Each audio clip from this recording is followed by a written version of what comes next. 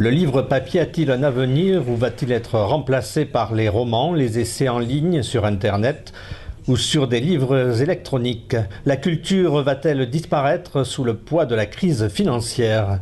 A priori, le livre résiste et s'offre un salon Vivons Livre avec comme invité d'honneur le Maroc, avec notamment Tahar Benjeloun, mais aussi le sport. Selon un sondage réalisé par le cabinet Deloitte, le premier cadeau que les Français vont offrir sous le sapin n'est autre que le livre papier. Ouf, tout n'est pas perdu. Les acteurs du livre se mobilisent ce week-end avec la participation active du Centre régional des lettres. Le livre est important, la littérature aussi. Heureusement que nous avons le livre qui permet aux gens, de s'émanciper également à travers la lecture, même si la situation du livre, on la sait très très fragile, en Midi-Pyrénées, mais un peu partout, peut-être même exporte mieux en Midi-Pyrénées qu'ailleurs. Nous, ce salon, c'est l'occasion de présenter des écrivains de différents horizons, mais notamment des écrivains de Midi-Pyrénées. Michel a cité Isabelle Desesquelles, on pourrait aussi citer Christian Autier, Frédéric Martin, etc. Et de mettre en valeur les libraires et les éditeurs de Midi-Pyrénées. Les éditeurs, donc il y en aura une soixantaine, et les livres, dans le cadre du salon, seront vendus par l'association des libraires indépendants de Midi-Pyrénées. Donc c'est plusieurs libraires de la région qui mettent leurs forces ensemble pour avoir un très grand stand dans le cadre de Vivons Livre et également par la librairie Ombre Blanche qui, elle, présentera plusieurs tables sur la thématique choisie cette année, c'est-à-dire le sport.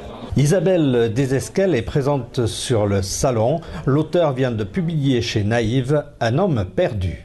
Je trouve que depuis quelques années, le Salon du Livre de Toulouse a pris une ampleur, une étoffe. Et il y a une reconnaissance, évidemment en Midi-Pyrénées, sur le tissu national. Et encore une fois, on ne défendra jamais les livres suffisamment. Mais être écrivain, est-ce un métier, une passion ou que sais-je encore ? Pour moi, ce n'est pas un métier, ça ne le sera jamais. C'est une passion, comme vous dites, mais c'est un travail. Voilà, c'est-à-dire la nuance. C'est une passion et ô combien un travail qui sollicite, je dirais, une sorte de ténacité.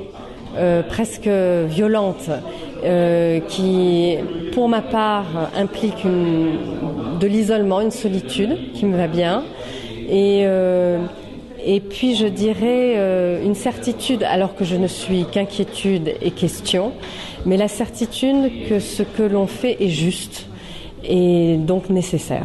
Donc voilà, c'est un travail, c'est une passion, et je dirais c'est ma respiration, écrire.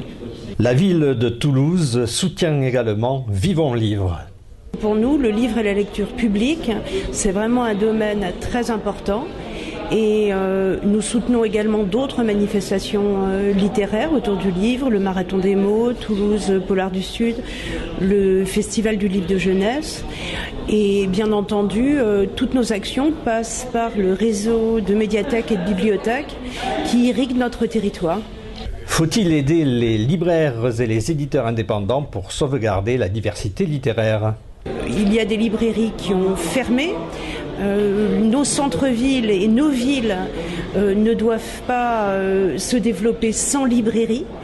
Donc nous avons mis en place un groupe de travail sous l'égide de Pierre Cohen, président de Toulouse Métropole, associant des professionnels, des juristes, le CRL, pour réfléchir aux dispositifs que les collectivités pourraient mettre en place pour éviter que les librairies disparaissent de nos villes. La région Midi-Pyrénées aide à l'édition à travers le Centre régional des lettres à hauteur de plus de 100 000 € par an.